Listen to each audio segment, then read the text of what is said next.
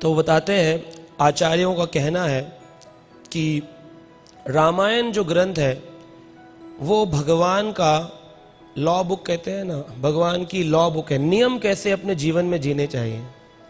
रामायण हमको जीवन जीने का तरीका सिखाती है, क्योंकि भगवान श्री राम मर्यादा पुरुषोत्तम बनकर प्रकट होते हैं और वो रिवील करते हैं हमारे सामने कि एक व्यक्ति को कैसे भगवान के नियमों का पालन करना है।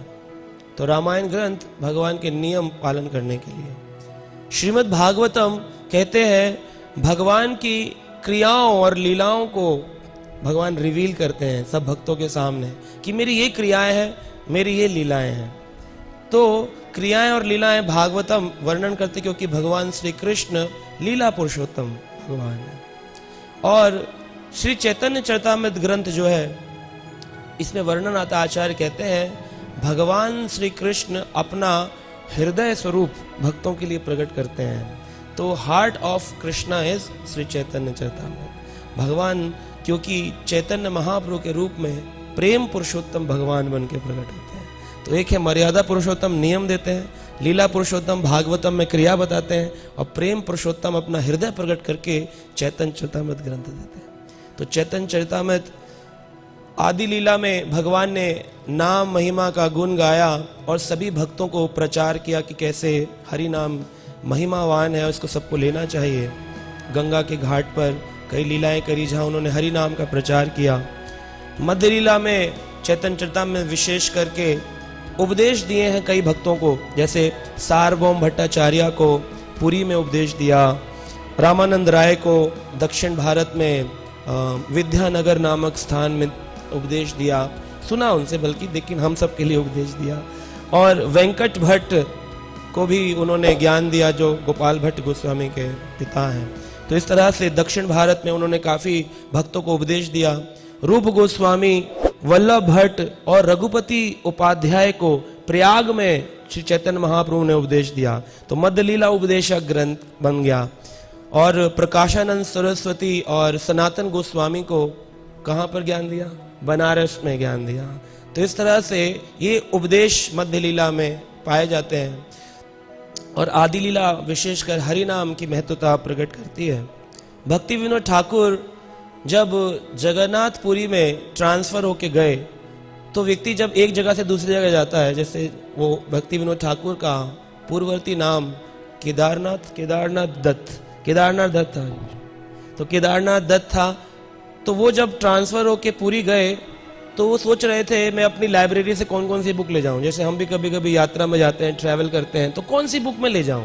तो हम सबसे हल्की वाली बुक लेते हैं, बोले ये पतली बुक रख लेते हैं, हैवी हो जाएगी।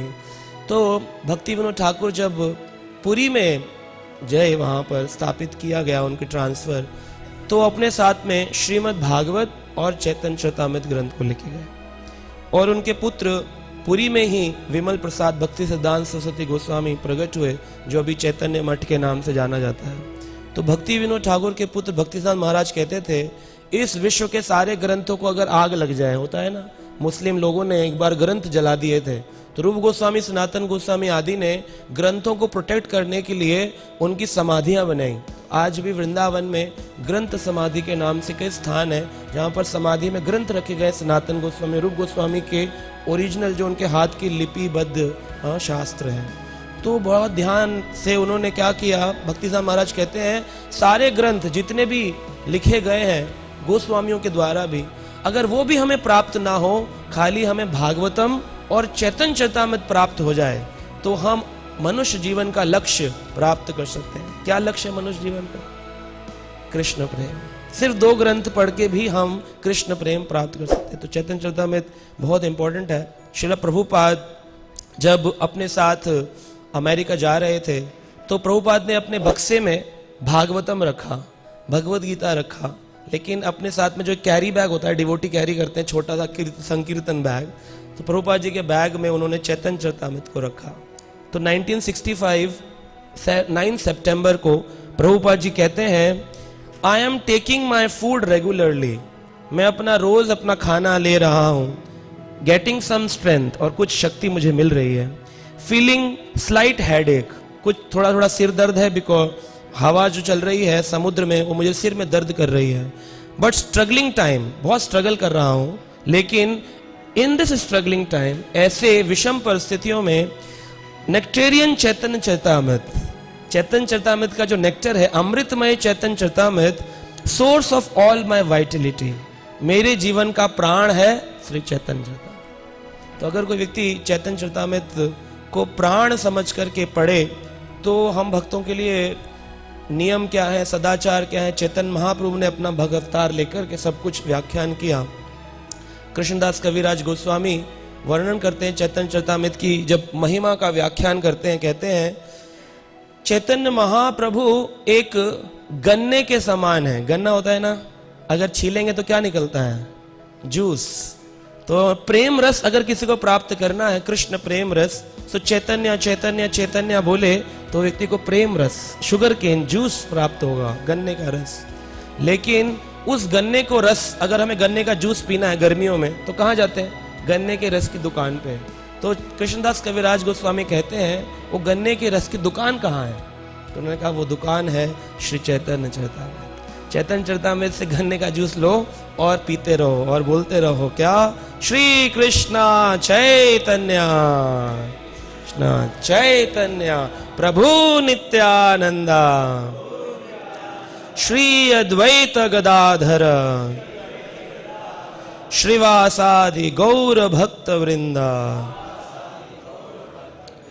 तो चैतन्य चरितामृत में वर्णन किया गया है, अंत लीला में कहते हैं चैतन्य चरित्रामृत ए अमृतेर सिंधु। चैतन्य चरितामृत अमृत का सिंधु है। चैतन्य चरित्रामृत अमृतेर सिंधु, कर्ण मन तृप्त करे यार एक बिंदु। कर्ण कानों को और मन को तृप्त कर सकता है, अगर कोई ध्यान से सुने। कर्ण मन तृप्त करे यार एक बिंदु, इसकी एक बिंदु क्यों, क्या है ये? चैतन्य चरित्रामृत अमृतेर सिंधु, अमृत का समुद्र है और इसकी एक बूंद भी कर्ण मन तृप्त करे यार एक बिंदु, इसकी एक बिंदु भी मन को तृप्त कर सकती है। तो जब ऐसा हम महिमा सुनते हैं तो मन में आता है चलो हम भी चैतन्य चरितामृत पढ़ते हैं या फिर उसकी व्याख्यान करते हैं।